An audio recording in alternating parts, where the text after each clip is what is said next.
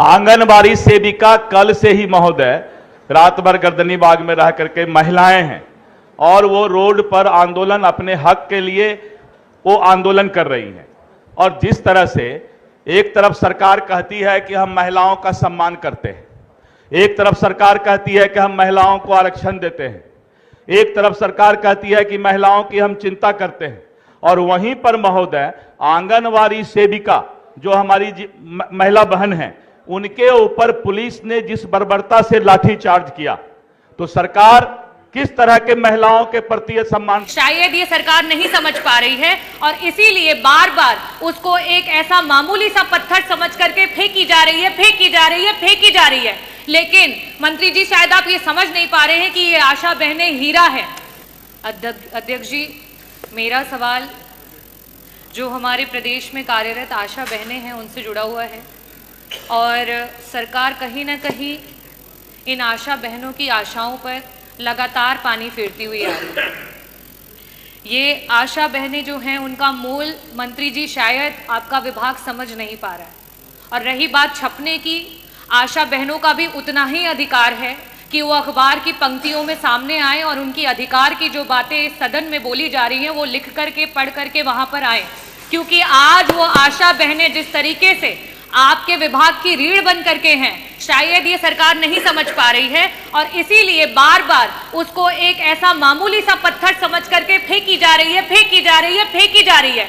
लेकिन मंत्री जी शायद आप ये समझ नहीं पा रहे हैं कि ये आशा बहनें हीरा है और उसका वर्णन, क्योंकि हमारे वित्त मंत्री जी यहाँ बैठे हैं, मैं कहना चाहूंगी कि इस विभाग में जो आशा बहनें जिस तरीके से काम कर रही हैं, चाहे वो संक्रमित रोग हो उनको बचाने के लिए, मैं बहुत डिस्क्रिप्शन के साथ नहीं बोलूंगी, लेकिन ये बजट से रिलेटेड है इसलिए मैं कहना चाहूंगी कि जितना वो काम कर रही हैं अगर उनका काम रोक दिया जाए तो आपके विभाग का जो संपूर्ण का बजट है वो पूरा का पूरा बजट भी आप लगा देंगे तब भी आप उनके द्वारा किए हुए कार्यों को पूरा नहीं कर पाएंगे। और ऐसी स्थिति में 1 ट्रिलियन इकोनॉमी की बात हुई पिछले सदन में और लगातार सरकार के द्वारा हो रही है। ऐसी स्थिति में 8 करोड़ का बजट है उत्तर प्रदेश की सरकार लेकर के आई है, लेकिन उस बजट में हमारी आशा बहनों के लिए कुछ भी नहीं है। मंत्री जी, मेरा प्रश्न आपसे ये है कि आप बात करते हैं कि उनका इतना मानदेय है और इतना सरकार दे रही है। मेरे पास आंकड़े हैं और मैं उसे टेबल भी करना चाहूँगी कि वर्तमान में 24 ऐसे जिले हैं और 25,000 आशा महिलाएं हैं जो हमारी वर्कर्स हैं जिनका भुगतान नहीं हुआ है और आज वो रोडों पे हैं, वो जगह जगह पर आपसे मिलना चाह रही हैं, लेकिन उन्हें आपसे मिलने का अवसर नहीं मिल रहा है और शायद इसीलिए नहीं मिल रहा है क्योंकि वो छप नहीं रही हैं। जो छपता है वो दिखता है और मीडिया की ये ताकत है और ये लोकतांत्रिक व्यवस्था की ताकत है कि हम उस चीज को, सत्यता को सबके सामने लेकर के आए।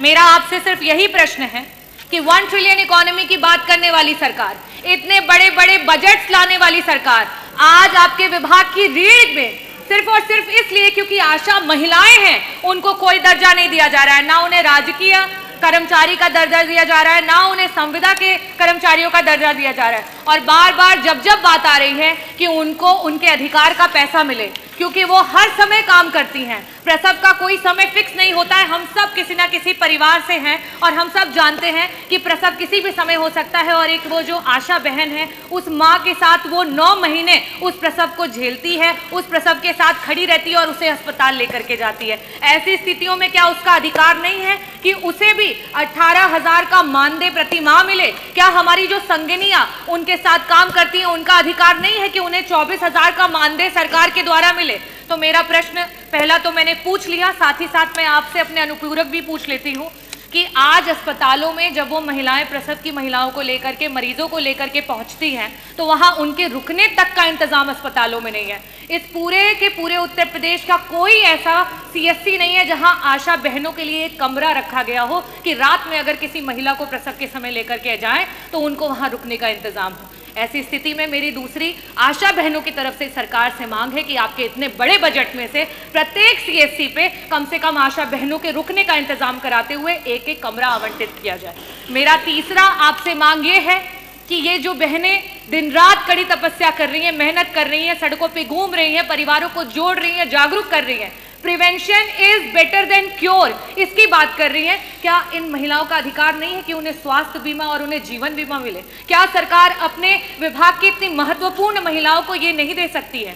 और लास्ट में मैं कहूंगी कि जो यातायात है उनके समय का बहुत ही इंपॉर्टेंस है, क्योंकि उन्हें समय से पहुंचना होता है जब जहां जरूरत होती है। ऐसी स्थिति में आपने अपने बजट में स्कूटी की बात की है, तो मैं ये भी चाहूंगी कि आशा बहनों की मांग है कि उन्हें स्कूटी दी जाए। ये चारों प्रश्न हैं मेरे, और मैं अनुरोध करूंगी कि मंत्री जी दोनों सदस्यों के जो प्रश्न हैं उनके उत्तर दे दें। माननीय मंत्री जी। आशा वर्कर हम सब के लिए बहुत ही महत्वपूर्ण है, और उनकी महत्वपूर्ण जिम्मेदारी को देखते हुए हमारी सरकार ने लगातार उनकी उन्नयन के लिए काम किए हैं। आशा योजना भारत सरकार की योजना है, और ये वॉलेंट्री सर्विस है। स्वैच्छिक सेवा के कारण उनको मानदेय मिलता है, और जो विभिन्न केंद्र प्रदेश की योजनाएं हैं उनको क्रियान्वित करने पर उनको अलग से बोनस भी मिलता है। इस प्रकार हम कह सकते हैं इनको वर्तमान में 6,000 से लेकर के 11,000 रुपये तक, 6,000 रुपये मिनिमम है और 11,000 रुपये मैक्सिमम पेमेंट हमारी सरकार ने मानदेय और जो इनके बोनस हैं अतिरिक्त रूप से जो काम किया उसके आधार पर हमने अभी तक किया है। अभी 16-17 में इनको 2,306 रुपया मिलता था टोटल, अब ये 6 से 11,000 रुपया हो गया है। दूसरा 25-26 के बजट में हम इनको 2,000 से 3,000 रुपए करने के लिए हम प्लान बनाए हैं। इसको हम आगे भारत सरकार को 3500 तो पहले ही दे रहे हैं, भारत सरकार को हमने लिखा है। अच्छा, वो देते हैं। दूसरा क्या है, अभी हमें लगता है माननीय सदस्यों ने पूरा अध्ययन नहीं किया है, सतही जानकारी के तहत सवाल लगाया है। हमारी सरकार ने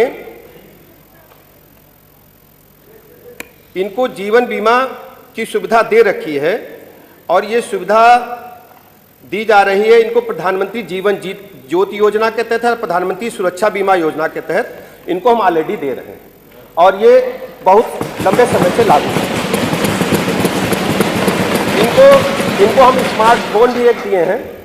माननीय सदस्य ने चार्ज के बारे में कहा, उसका रिचार्ज के लिए हम 99 रुपये और 250 रुपये उनको प्रतिमाह देते हैं, रिचार्ज के लिए देते हैं। मोबाइल फोन भी दिया है। दूसरी सबसे बड़ी बात इन्होंने उठाई कि इनको बड़ी चिंता है। सर, लोकतंत्र में कभी काम करने का अवसर इनको भी मिला है और आज हमें मिल रहा है। हम लोगों ने इनके मानदेय को लगातार बढ़ाने का काम किया है, और 2018 में 1,000 रुपया था, इसको 2,000 रुपया अपनी सरकार ने किया, भारतीय जनता पार्टी की योगी जी की सरकार ने किया है। इसके अलावा अगर एक जियो हमारे समाजवादी साथी सुनना चाहें, 4 मार्च 2014 को समाजवादी पार्टी की सरकार थी, इनके भैया यहां बैठते थे, एक जियो किए थे, उसके 9वें नंबर पॉइंट पर कहे हैं कोई नियत वेतन आशा को हम नहीं देंगे, ये जियो में कहा है। और दूसरा कहा है कोई मानदेय भी नहीं मिलेगा। मेरा ये कहना है, ये कोई ऐसी बात नहीं है, ये हमारी सरकार की प्रतिबद्धता आशा वर्कर के साथ साथ उत्तर प्रदेश के एक एक कर्मचारियों के हित के लिए। आशा वर्कर हमारे स्वास्थ्य विभाग की रीढ़ की हड्डी, मैं स्वयं इनके संपर्क में रहता हूं। एक और सूचना दे दूं, मुझे अच्छी तरह याद है, इनके भैया यहां बैठते थे, आशा वर्कर ने प्रदर्शन किया था, हजरतगंज कोतवाली में मुकदमा दर्ज हुआ था, जो आशा वर्करों की अध्यक्ष प्रदेश की, उसका मुकदमा पिछली सरकार में न्याय मंत्री रहते हुए मैंने वापस लिया था। ये वही हमारे समाजवादी साथी हैं। इसलिए माननीय अध्यक्ष जी, हम पूरी तरह से प्रतिबद्ध हैं। अपने आशा वर्कर के साथ साथ प्रदेश के एक एक कर्मचारियों के हितों की चिंता करना हमारे सरकार का प्रथम दायित्व है। कर्मचारी हमारी रीढ़ की हड्डी है, उनके सुख और दुख में हम हमेशा खड़े रहेंगे, इसमें कोई शक की गुंजाइश नहीं है।